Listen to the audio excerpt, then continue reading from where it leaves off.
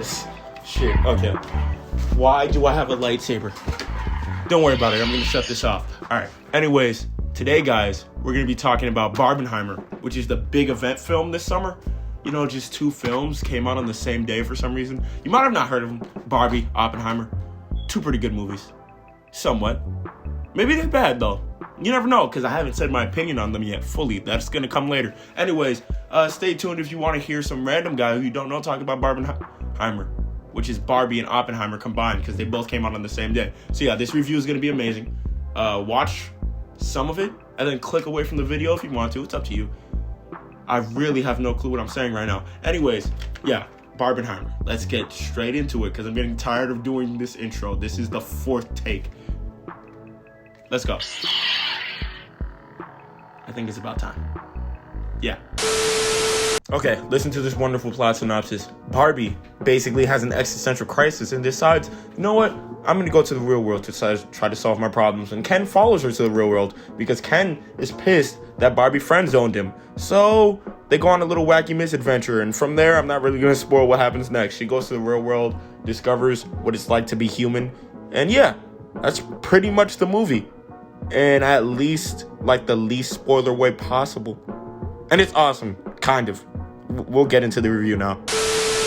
Okay, so Barbie, non-spoiler wise, yeah, I'm gonna keep this segment where I'm sitting down in front of the camera, non-spoilers. I think this film is great overall. It's just a really well done movie.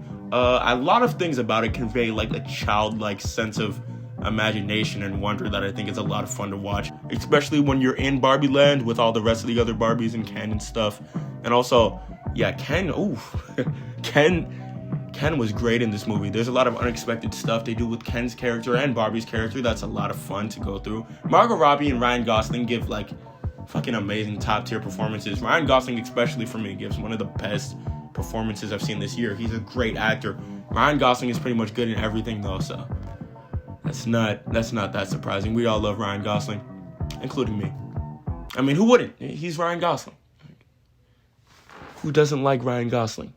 Yeah, no, but overall, without spoiling it too much, this film tackles some themes that I find very, very good. Like the theme specifically in this film has a lot to do with feminism, and it also delves into the patriarchy and stuff. And for me, it's a little bit more than I was expecting going into the Barbie movie. But I knew beforehand that it was going to be a little bit different than what everyone was expecting, and I was kind of guessing that it would go into that realm.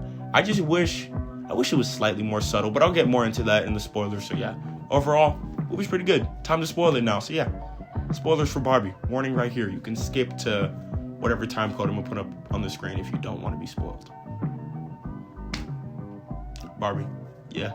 I think this movie overall is pretty good. You know, it's a great film. The only thing that I don't fully like about it, I would say spoiler-wise, is I think the themes of this film are really, really good. Like the message of feminism and everything throughout the film is really well presented. The only thing is, personally, I just think it's a little bit like too in your face. Like, I feel like this movie could benefit from a level of subtlety that might help get the point across better. You know what I mean? Because if you beat the message of the film over the audience's head, which it seems like this film does, it has less of an effect throughout the story. Because I feel like the film starts off good in presenting its message and then slowly loses its subtlety as the film goes on, which is the one major thing I don't like. But I feel like as the film continues to lose its subtlety, it continues to lose me at some points. Because, for example, there's a beautiful scene around the first 30 minutes of the film where Barbie goes to the real world and she's soaking everything in, and she's just soaking in what it's like to be a human, which is very emotional.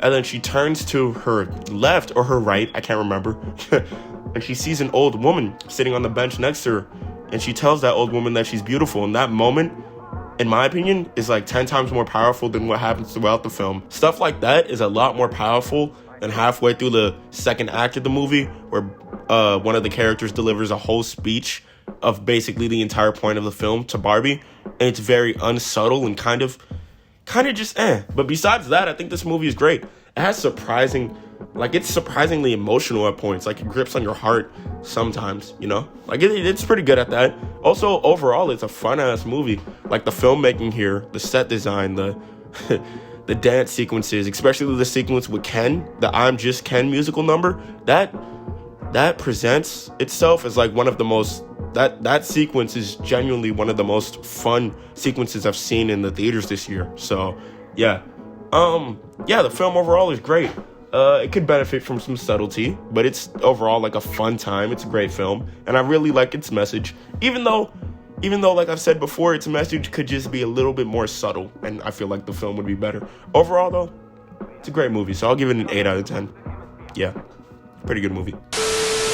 Here's a plot synopsis of Oppenheimer. Okay, so in 1945, pretty much during the height of World War II, J. Robert Oppenheimer, who was a genius, basically, like a master of quantum something. He's a smart guy. That's all you need to know. He's a head scientist. Is approached by the U.S. government to be a part of the secret Manhattan Project, which will save the world or stop the Nazis or destroy the world. Who knows? And that's pretty much the plot synopsis. That's literally like I can't speak. Oppenheimer is goddamn amazing. It's an elite goddamn movie. I don't usually use the word elite, but like this movie genuinely is fucking, it's out of this world. It's great. There's a lot of great filmmaking techniques that I think Christopher Nolan is known for. His movies really feel grandiose, and this movie feels like the top of that. Like the score, the cinematography, the performances. It feels like what going to the movies was made for. That's the best way I can describe this without spoiling it. I mean, we all know it's about the nuclear bomb, and we kind of all have an idea of what happens with the nuclear bomb. If you know your history, you know Hiroshima and Nagasaki. Like, we know how the movie's gonna end and whatnot, but this movie is just so intense to sit through. It has sequences that make me sweat bullets, and my heart was beating constantly. I was constantly engaged. I can't say there was one moment where I was bored. It dipped slightly, but I was never completely bored. I mean, I was bored the first time I watched it, but that's because my dumb ass wasn't really paying attention. It's weird, because whenever I first watch Christopher Nolan movies, there's like a level of my brain that shuts off on first watch. It's like when you're reading a book and you read a paragraph and then you're just like you read a paragraph where you're not paying attention and you're like, what the fuck is happening? And then the book keeps going. That's how I describe watching a Christopher Nolan movie and not paying attention. It sucks. I remember the first time I watched Interstellar. Random ass story. First time I watched Interstellar. Oh. Wait, she's on the computer? First time I watched Interstellar, I remember I was paying attention slightly, like passively, and then I got to the point where Matt Damon showed up in the movie, and my brain couldn't understand what was going on. I like, it just got more and more confusing. And then I rewatched Interstellar, and it was the best goddamn rewatch of my entire life. Same thing with Oppenheimer, because the Oppenheimer rewatch was insanely good. Also, this movie is just great on all facets almost. It has a lot of great performances. Cillian Murphy, bro, I hope he gets an Oscar for this. Also, Chris Nolan, I don't know if he's gotten an Oscar for Best Director yet, but this might get him one, because you know the Oscars love biopics. Yeah, that was barely even spoiling it. I barely even described the movie. Trust me, it's amazing though. What else is there to say about this terrific goddamn movie? Nothing else. I'm gonna spoil it now. Yeah. Bro. Okay.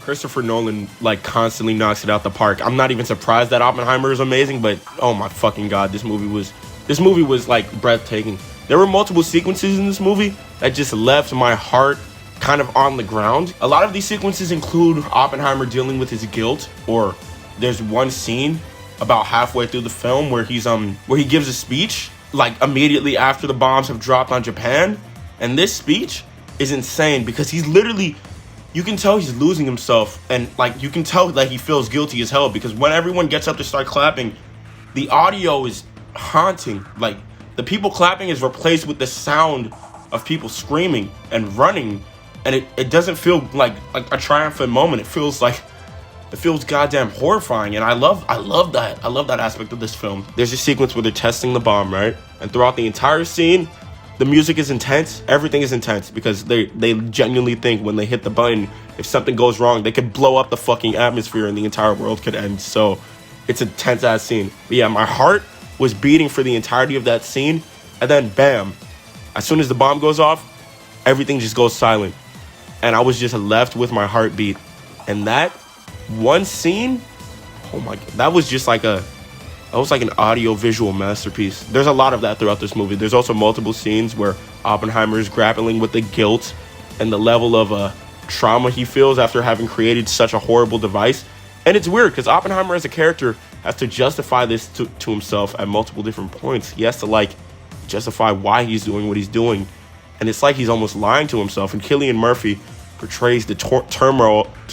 Can't say turmoil. Cillian Murphy portrays the turmoil present within Oppenheimer in such an interesting way. And Cillian Murphy's performance is out of this world amazing. He's great. This film also has a lot of standout performances. It's basically the Avengers, but for like white guys. Like there's so many random actors in here playing a bunch of scientists, because if you think about it, this was like the Avengers, but for scientists. They assemble like thousands of scientists and put them to work to save the world, basically. It's kind of heroic, but it ends up like resulting in one of the most destructive weapons to mankind, which is why this film is so fucking, it's so good. I can't like describe it without geeking out immensely, because it's amazing. This film is like constantly filled to the brim with just breathtaking elements. It's just amazing cinema. The final line of this movie gives me chills every time I hear it or think about it. I just like, my body just can't take it. But yeah, besides that, I think this film is endlessly intriguing and very,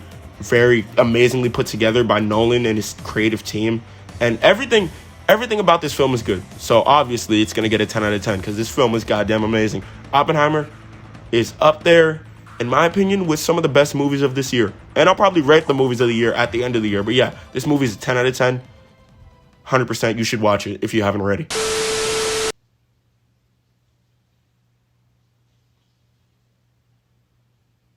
Okay, so that's Barbenheimer. Two pretty good movies, you know what I mean?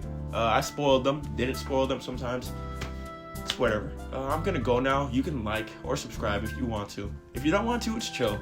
Just, I mean, you made it this far in the video, so I appreciate you for watching. Yeah, that's pretty much it. I'm gonna leave now, so. Okay, I'll just explode away, I guess. I'm gonna blow up, like, right now. Yeah. 3, 2, 1. Nah, it's not dramatic. I'm not gonna blow up. I'm fucking with you. Okay, I'm going to sleep.